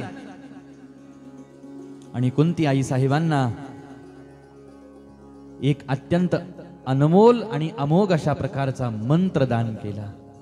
मंत्रदान करत असताना दुर्वासा ऋषींनी सांगितलं, म्हटले कुंती, जो मंत्र मी तुला देतो आहे ना, या ब्रह्मांडामध्ये कोणत्याही देवतेचं स्मरण करून जर का हा मंत्र तू गायन केलास ना, तर त्या देवतेपासून तुला विलक्षण अशा प्रकारची संतती प्राप्त होईल, असा माझा तुला आशीर्वाद आहे. म्हणजे भगवतीची योजना कुठून चालते ते पहा. पुढं काय होणार आहे, कशा कशा प्रकारच्या घटना जीवाच्या जीवनामध्ये, मनुष्याच्या जीवनामध्ये घडणार, हे आपल्याला कळत नसलं तरी सुद्धा आपल्या इष्टदेवतेला सगळं माहीत असतं. आपल्या भगवतीला सगळं माहीत असतं, भगवंताला सगळं माहीत असतं. मग कोणी म्हणेल, जशी त्यांच्या जीवनात ही सगळी व्यवस्था भगवतीनं करून ठेवली, तशी आमच्या जीवनात का नाही करून ठेवत? याला दोन कारण आहेत. पहिलं कारण, निष्ठेनं धर्माचं पालन करण्याची आपल्यामध्ये हिम्मत असली पाहिजे. आणि दुसरं कारण, भगवती भगवंताच्या संबंधामध्ये अनन्य भक्तिभाव हृदयात असला पाहिजे, समर्पण असलं पाहिजे, विश्वास असला पाहिजे भगवती भगवंताच्या नामावरती, श्रद्धा असली पाहिजे आपल्या कुलदेवतेवरती, आपल्या इष्ट देवतेवरती, आपल्या आराध्य देवतेवरती, की या जगामध्ये प्रारब्धानी माझ्या जीवनामध्ये काहीही ठरवून ठेवलेलं असेल, चांगलं असो वाईट असो, मी प्रारब्धाला टाळू शकत नाही, पण मी कृपा माझ्या पदरामध्ये पाडून घेऊ शकतो. प्रारब्ध टाळणं माणसाच्या हातात नाही महाराज, पण कृपेचा धनी होणं माणसाच्या हातात आहे. जीवनामध्ये प्रयत्न करायला पाहिजे, कृपा आपल्या पदरामध्ये कशी पाडून घेता येईल भगवती भगवंताची.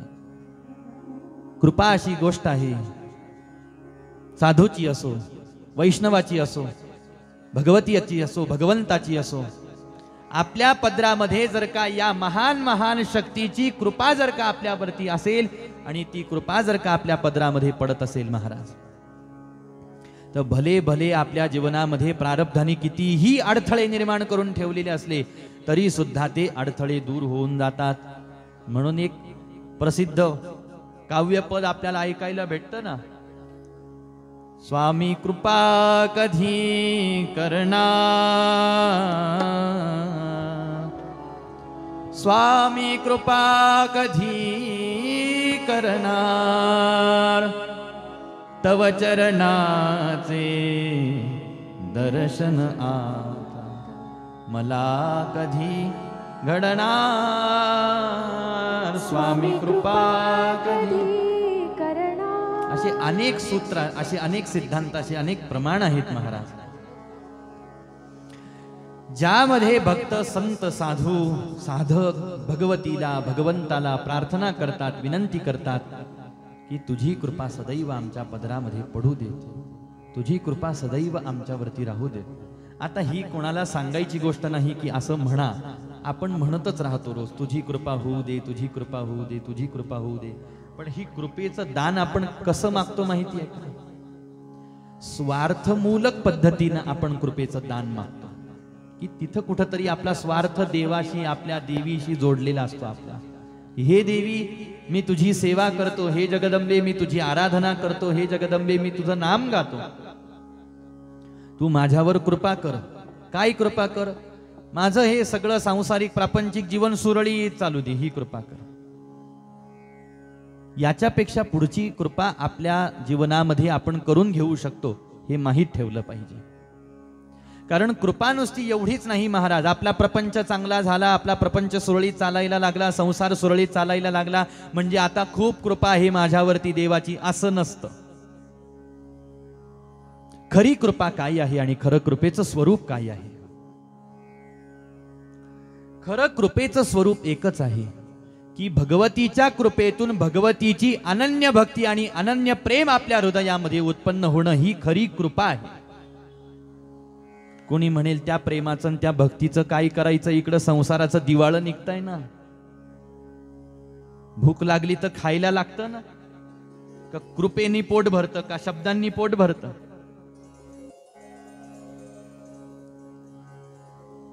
थंडी ऊन वाऱ्यापासून रक्षण व्हावं म्हणून घरदार लागतं ना. लज्जा रक्षणापुरतं का होईना अंगावर वस्त्र लागतं की न लागतं? मग कोणी म्हणेल ती भक्ती मनात प्रगट करून ते प्रेम मनात येऊन त्या प्रेमाने संसार थोडी चालतो. संसाराला काय लागतं? हो, संसाराला घर लागतं, कपडा लत्ता लागतो, धन लागतं, धान्य लागतं, या सगळ्या गोष्टी लागतात. तेव्हा कुठं संसार सुरळीत होतो? म्हणून आम्ही असं म्हणतो की आमचा प्रपंच संसार सुरळीत चालू दे अशी कृपा कर. संत म्हणतात नाही नाही, आमच्यावर एकच कृपा कर, भक्ती प्रेम हृदयात प्रगट होऊ दे. मग प्रश्न उभा राहिला, या भक्ती प्रेमाने संसार चालतो का? जगायला तर वेगळ्या गोष्टी लागतात, व्यवहार पूर्ण करायला तर वेगळं. आणि ही खरी गोष्ट आहे. पहा, परमार्थ करणाऱ्यांनी जर का व्यवहार करायचा प्रयत्न केला तर परमार्थ राहत असतो, आणि व्यवहारच ज्याला करायचा त्याच्याकडून परमार्थ कधीच होत नसतो. आधी आपलं पक्क झालं पाहिजे, आपल्याला व्यवहार करायचा का परमार्थ करायचा. कारण असंही झालं की ज्यांनी परमार्थ निवडला त्यांचा संसार दानादीन होऊन गेला. काही त्या संसाराचं त्याच्यामध्ये असं म्हणू आपण की राम शिल्लक नाही राहिला, परिवाराची नुसती दानादीन होऊन गेल्याचं उदाहरण भक्तचरित्रामध्ये संत चरित्रामध्ये आपल्याला पाहायला भेटतात. पण एक गोष्ट लक्षात घ्या, ज्याच्या अंतःकरणामध्ये भक्ती उत्पन्न झाली, ज्याच्या अंतःकरणामध्ये प्रेम उत्पन्न झालं ना, त्याला भगवती भगवंताला ही प्रार्थना करावीच लागत नाही की माझा संसार प्रपंच तू चांगला कर. प्रार्थना न करता भगवती जशी पांडवांच्या कुंती आई साहेबांच्या जीवनामध्ये ही व्यवस्था करून ठेवते आहे ना, ही सगळी व्यवस्था कृपेच्या बळावरती चालत असते. योगक्षेम त्याचा जाणे जड भारी, योगक्षेम त्याचा जाणे जड भारी, योगक्षेम त्यांचा जाणे जड भरी, योगक्षेम त्यांचा जाणे जड भरी, योगक्षेम त्यांचा जाणे जड भारी, योगक्षेम त्यांचा जाणे जड भारी, योगक्षेम त्यांचा जाणे जड भरी, योगक्षेम त्यांचा जाणे जड भरी. वाट दावे करी धरोनिया, वाट दावे करी धरोनिया, वाटदायी करी धरोनिया, वाटदायी करी धरोनिया, योगक्षेम त्यांचा जाणे जड भारी, योगक्षेम त्यांचा जाणे जड भारी, योगक्षेम त्यांचा जाणे जड भरी. जो अनन्य शरणागत भक्त झालेला आहे भगवती भगवंताचा, त्यांच्या संसाराचं नियोजन अर्थात योगक्षेमाची चिंता परमात्मा स्वतः वहन करत असतात. भगवती स्वतः त्यांच्या संसार प्रपंचाची चिंता करत असते. आता याच्यात अजून पुढचं सूत्र, प्रारब्धामध्ये बरेच विघ्न असतात बरं का आपल्या. काय माहित आपल्या प्रारब्धामध्ये पुढच्या क्षणाला कोणतं संकट सांगितलेलं आहे, कोणतं दुःख आपल्या जीवनामध्ये येणार आहे, काही विपदा येणार आहे, याचा आपल्याला काही पत्ता असतो का हो? काहीच माहीत नसतं आपल्याला. बस आपण चालत असतो, ती गोष्ट झाल्याशिवाय आपल्याला कळत नाही. ही सुखासाठी झाली का दुःखासाठी झाली? कारण परस्वाधीन जीवन आहे जीवाचं, परस्वाधीन. म्हणून ते मला असं वाटतं गीत रामायणातलं पद्य आहे का, पराधीन आहे जगती पुत्र मानवाचा, पुत्र मानवाचा. असं परस्वाधीन आहोत महाराज आपण, आपल्याला काही माहित नाही कधी कशाचंच. मग जर आपल्याला प्रारब्धानी आपल्या जीवनामध्ये काय योजना केलेल्या आहेत, चांगल्या वाईट सुख दुःख काहीच माहित नाही आपल्याला, मग कुणाच्या भरोशावर जगतो आपण? आपण असेच जगत असतो महाराज. जे विद्वान आहेत, जे शहाणे आहेत, जे जाणते आहेत, ते कृपेच्या बळावरती जीवन जगतात.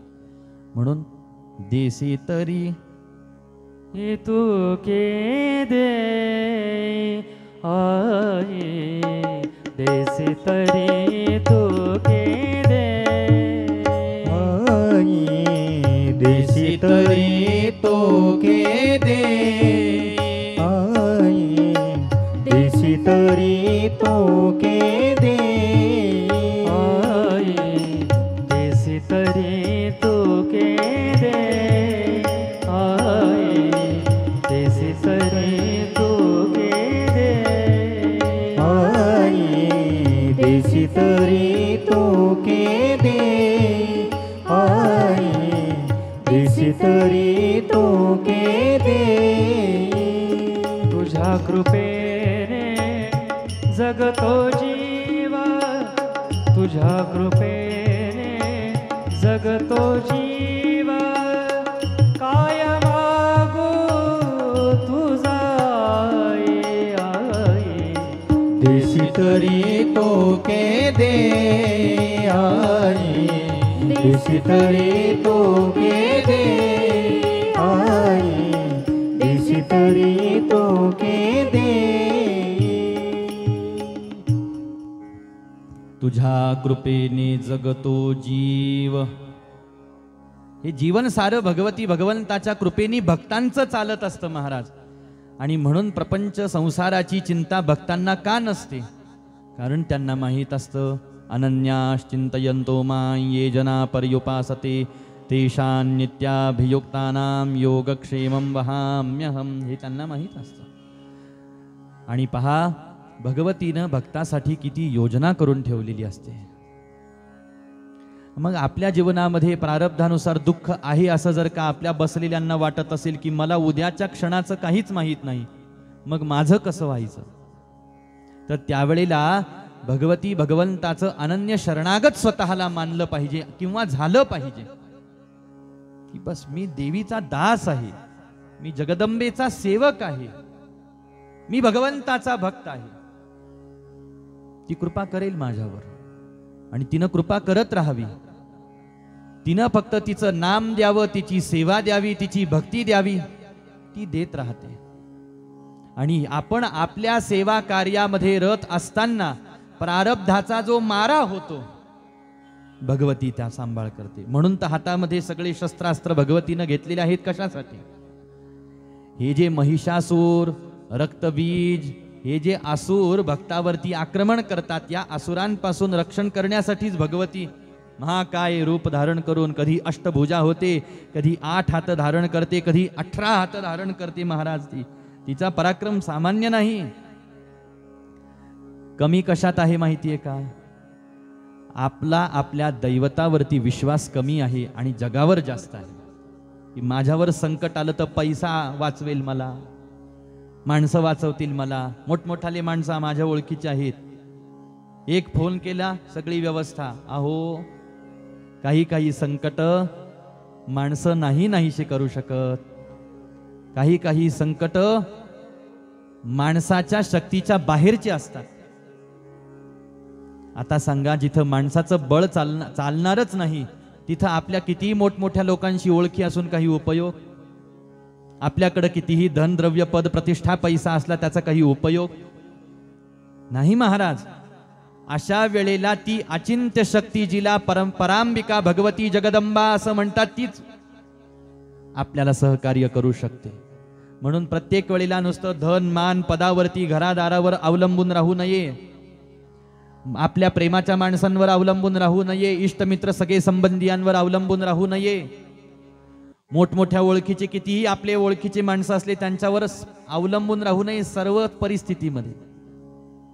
त्याच्यासाठी एक भगवती भगवंत नावाचा फार मोठा आधार जीवनामध्ये भक्तांनी माणसाने ठेवला पाहिजे.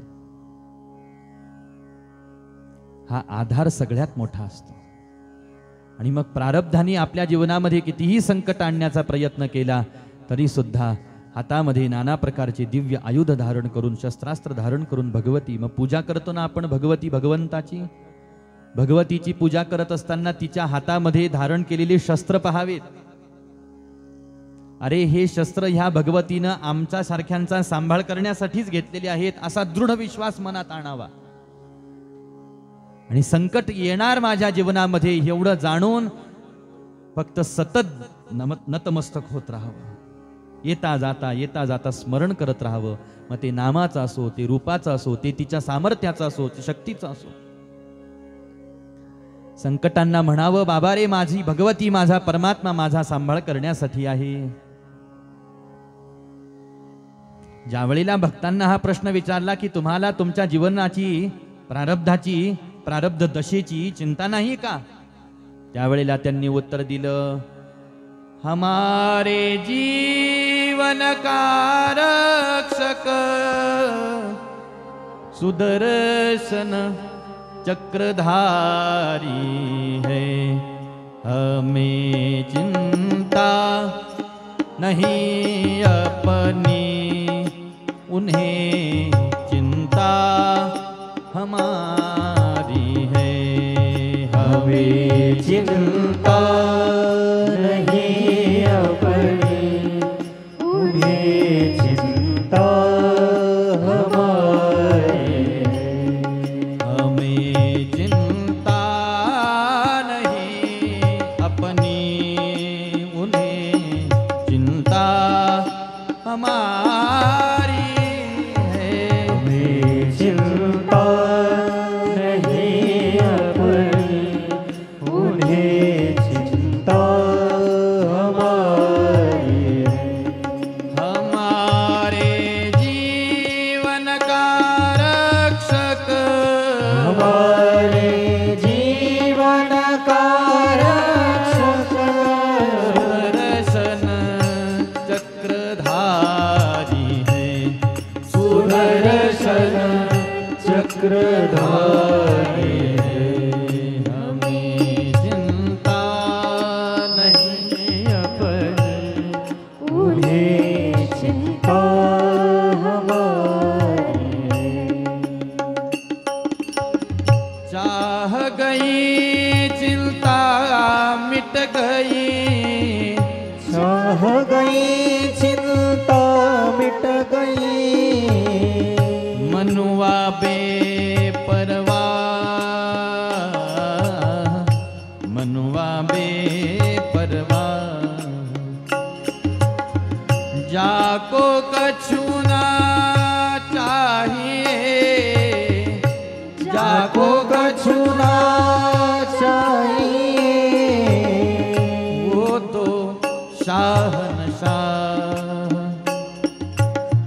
वो तो शाहनशाह, हमें चिंता नहीं अपनी, उन्हें चिंता हमारी, हमारे जीवन का रक्षक, हमारे जीवन का रक्षक, हमारे जीवन का रक्षक, हमारे जीवन का रक्षक, सुदर्शन चक्रधारी है, सुदर्शन चक्रधारी है, हमें चिंता नहीं अपनी, उन्हें चिंता हमारी है, उन्हें चिंता हमारी है, उन्हें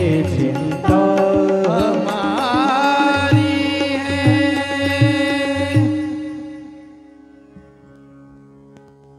भक्ताचा सांभाळ करण्यासाठी भगवती भगवंत समर्थ आहेत.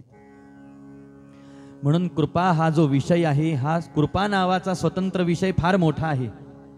कृपेला समजून घेण्यामध्ये कदाचित आपलं आयुष्यही जाऊ शकतं बरं का. कृपा असणाऱ्यांना सुद्धा कळत नाही की माझ्यावर भगवतीची कृपा आहे म्हणून माझं जीवन चाललेलं आहे. इतकी कृपा सूक्ष्म आहे. कृपेचं कार्य फार सूक्ष्म आहे.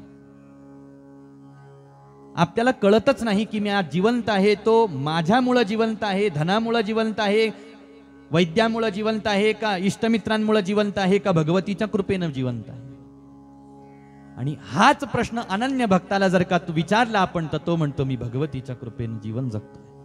दुसरा माझ्या जीवनामध्ये कोणी आधार नाही, कुणी माझा सांभाळ करणार नाही. आणि असा ज्याचा निर्धार भगवती त्याच्या प्रारब्धाला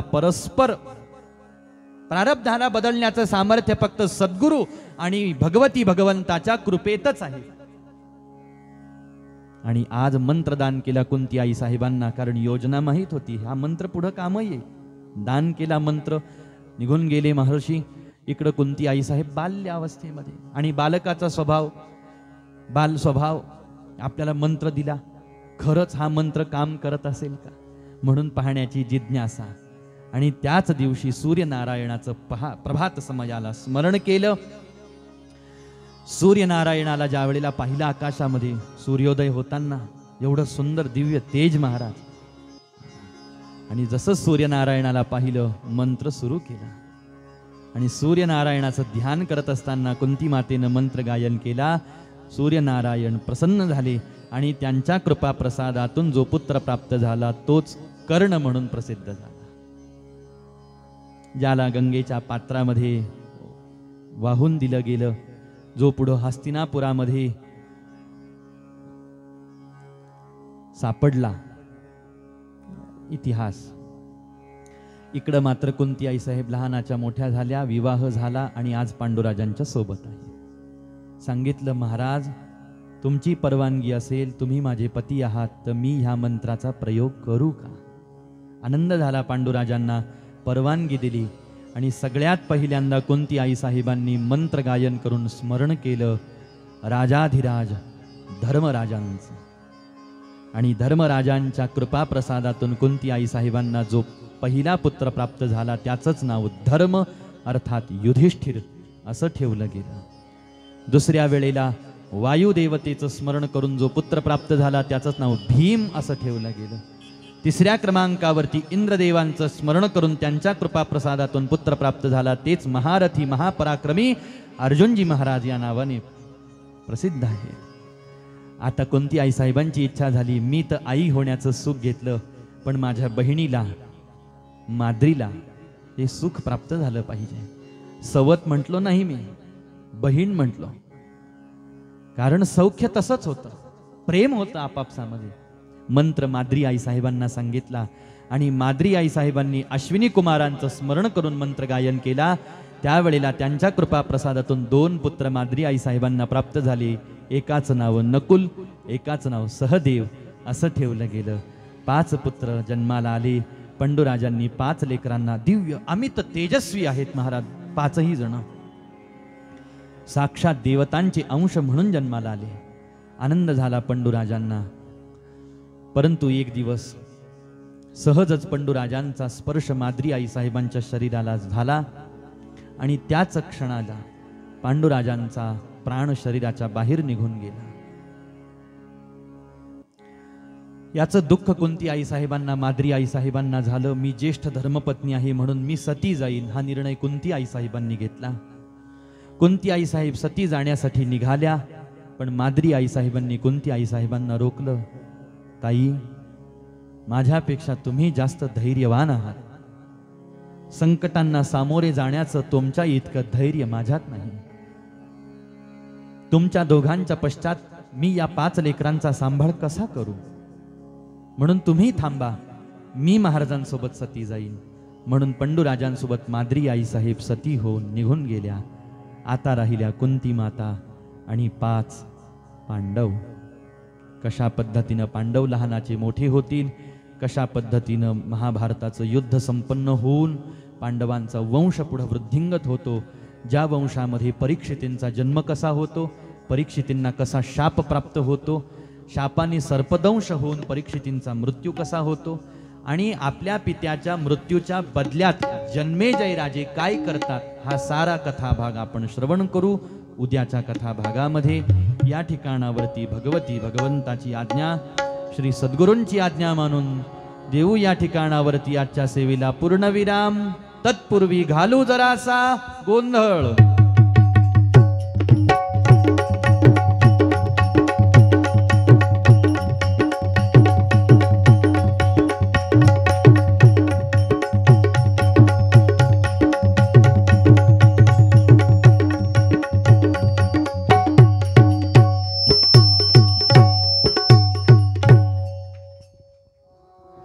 हे अनादि अंबिका भगवती, अनादि अंबिका भगवती, अनादि अंबिका भगवती, अनादि अंबिका भगवती, अनादि अंबिका भगवती, अनादि अंबिका भगवती, अनादि अंबिका भगवती, अनादि अंबिका भगवती. बोध परडी घेऊनी हाती, बोध परडी घेऊनी हाती, बोध परडी घेऊनी हाती, बोध परडी घेऊनी हाती, बोध परडी घेऊनी हाती, बोध परडी घेऊनी हाती, बोध परडी घेऊनी हाती, बोध परडी घेऊनी हाती. बोध ज्ञानाचा पाजळती,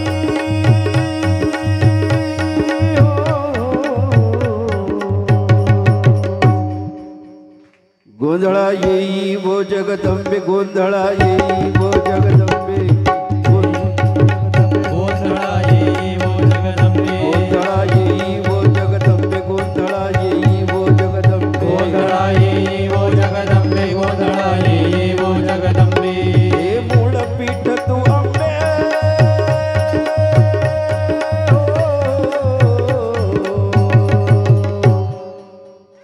गोंधळा येई वो जगदंबे, गोंधळा येई वो जगदंबे, गोंधळा येई वो जगदंबे, गोंधळा येई वो जगदंबे, गोंधळा येई वो जगदंबे, गोंधळा येई वो जगदंबे, गोंधळा येई वो जगदंबे, गोंधळा येई वो जगदंबे. व्यास वसिष्ठ शुक गोंधळी, व्यास वसिष्ठ शुक गोंधळी, व्यास वसिष्ठ शुक गोंधळी, व्यास वसिष्ठ शुक गोंधळी. नाचताती सोहम मेळी, नाचताती सोहम मेळी, नाचताती सोहम मेळी, नाचताती सोहम मेळी. द्वैत भाव विसरुनी बळी, द्वैत भाव विसरुनी बळी, द्वैत भाव विसरुनी बळी, द्वैत भाव विसरुनी बळी. खेळती अंबे तुझे गोंधळी, हो गोंधळा येई वो जगदंबे, गोंधळा येई वो जगदंबे, गोंधळा येई वो जगदंबे, गोंधळा येई वो जगदंबे, गोंधळा येई वो जगदंबे, गोंधळा येई वो जगदंबे, गोंधळा येई वो जगदंबे, गोंधळा येई वो जगदंबे. मुकुटमणी पुंडलिक, मुकुटमणी पुंडलिक, मुकुटमणी पुंडलिक, मुकुटमणी पुंडलिक. 33 कोटी देवनायक, 33 कोटी देवनायक, 33 कोटी देवनायक, 33 कोटी देवनायक. गोंधळ घालती सकौतुक, गोंधळ घालती सकौतुक, गोंधळ घालिति सकौतुक, गोंधळ घालिति सकौतुक. एका जनार्दनी नाच देखा,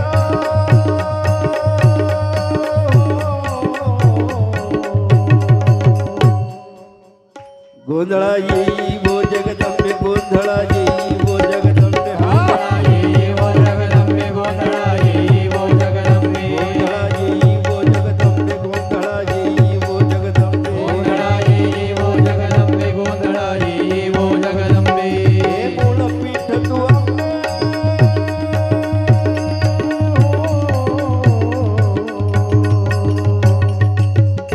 गोंधळा येई वो जगदंबे, गोंधळा येई वो जगदंबे, गोंधळा येई वो जगदंबे, गोंधळा येई वो जगदंबे, गोंधळा येई वो जगदंबे, गोंधळा येई वो जगदंबे, गोंधळा येई वो जगदंबे, गोंधळा येई वो जगदंबे, गोंधळा येई वो जगदंबे, गोंधळा येई वो जगदंबे, गोंधळा येई वो जगदंबे, गोंधळा येई वो जगदंबे, गोंधळा येई वो जगदंबे, येई वो जगदंबे.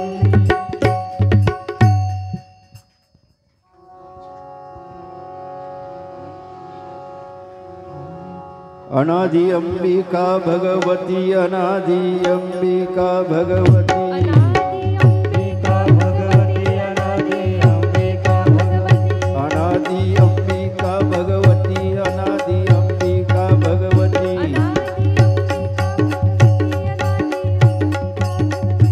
अनादि निर्गुण प्रगटली भवानी अनादि निर्गुण प्रगटली भवानी. मोह महिषासुर मर्दना लागोनी मोह महिषासुर मर्दना लागोनी. त्रिविध तापाची करावया झाडणी विविध तापाची करावया झाडणी. भक्ता लागी तू पावसी निर्वाणी भक्ता लागी तू पावसी निर्वाणी ऐसा जोगवा जोगवा जोगवा मागे न जोगवा जोगवा जोगवा मागे न ऐसा जोगवा. जोगवा जोगवा जोगवा मागे न ऐसा जोगवा.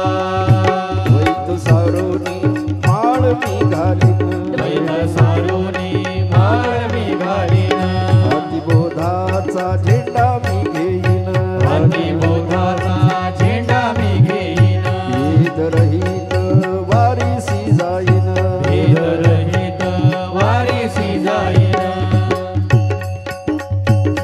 वेद रहित वारीसी जाईन वेद रहित वारीसी जाईन ऐसा जोगवा जोगवा जोगवा मागे न ऐसा जोगवा ऐसा जोगवा जोगवा जोगवा मागे न ऐसा जोगवा.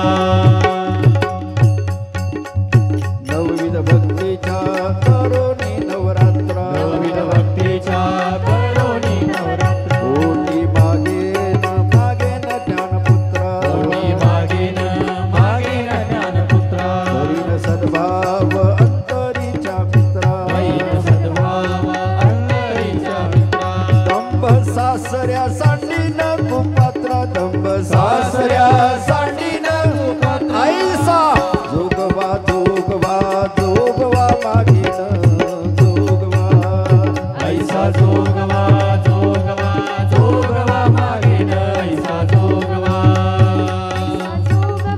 जोगवा जोगवा मागेन ऐसा जोगवा.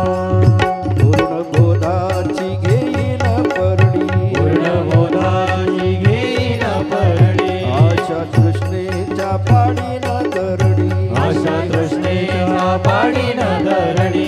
मनोविकार करीन कुरवंडी मनोविकार करीन कुरवंडी. अद्भुत रसाची भरीन दुरडी अद्भुत रसाची भरीन दुरडी ऐसा जोगवा जोगवा जोगवा मागे न ऐसा जोगवा ऐसा जोगवा जोगवा जोगवा मागेन ऐसा जोगवा.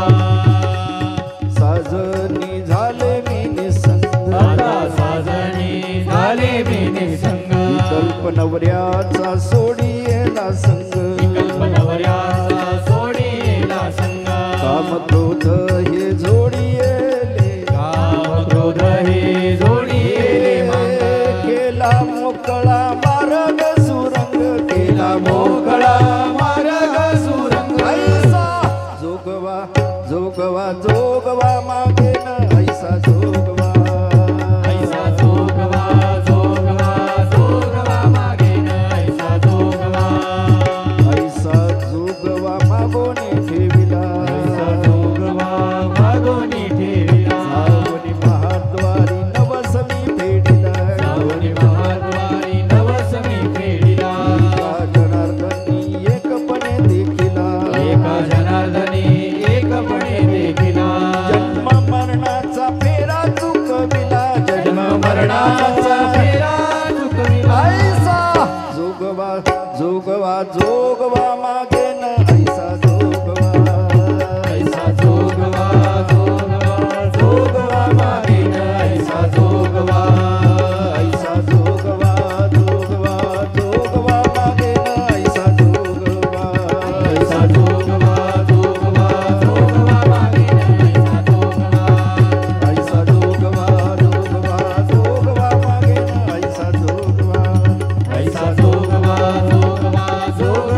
विनय साधू